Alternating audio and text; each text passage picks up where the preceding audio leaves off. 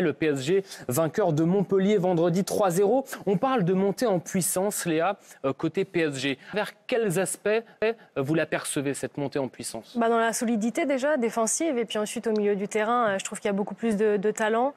Et offensivement, on a Dembélé qui ne marque pas, qui est quand même, qui puise sur cette défense avec ses courses, son intensité. Et Warren Zemri, pour moi, qui est la révélation de ce début de saison.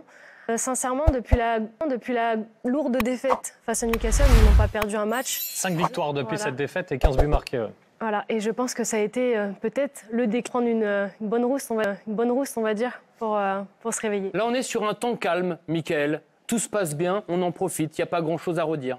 Non, je trouve pas on est sur un temps de progression. Et moi, j'aime bien, parce que c'est pas souvent qu'à Paris, on parle de progression. Ces derniers temps, même nous, on restait sur notre faim parce que collectivement, on ne voyait pas de progression. On ne voyait pas non plus les joueurs progresser individuellement. Et dans ce que vient de dire aussi Léa, il y a un jeu collectif qui progresse. Ça ne veut pas dire que Paris, en 8e, ne peut pas tomber sur un os en 8e de finale de Ligue des Champions. Par contre, je trouve que collectivement, il y a une progression. Individuellement, ça reste. Et surtout aussi, il y a une ambiance. On le sent à travers les joueurs, les remplaçants, ils apportent quelque chose. Il y a de la complicité entre eux.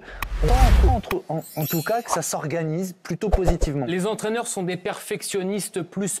Est-ce que vous percevez, malgré tout, des axes de progression? Le Paris Saint-Germain, je les juge toujours quand on arrive en 8e de finale. En France, ce qui se passe avant, on compte quand même. Oui, avec Galtier, ça se passait très bien, avant la Coupe du Monde. Rappelez-vous que Galtier avait la même chose. J'ai entendu la même chose l'année dernière. Donc prudence, c'est l'idée. Non, c'est une équipe qui est bâtie pour gagner la Ligue des Champions. Et quand tu arriveras, parce qu'en France, il y a peu de concurrence, je pense. Et on les jugera quand arriveront les 8e de finale. Et comme on a jugé Galtier à ce moment-là, sans tenir des circonstances atténuantes. Donc voilà. Alors c'est une bonne équipe. Ça, c'est incontestable. Je trouve que contre le Milan AC, c'était beaucoup plus serré que le score le dit.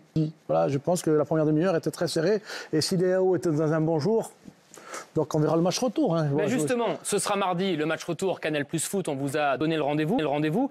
L'AC Milan, c'est quand même pas la grande forme. Ça va très bien à Paris, mais Milan, de son côté, est en plein doute avant de retrouver le PSG mardi soir à San Siro. Les Rossoneri ont été battus hier soir à domicile en Serie A. Une défaite 1-0 face à l'Udinese, qui n'avait pas gagné le moindre match de championnat depuis le début de la saison. Une défaite sur un pénalty sévère pour une faute de Yacine Adli, pénalty transformé par Pereira.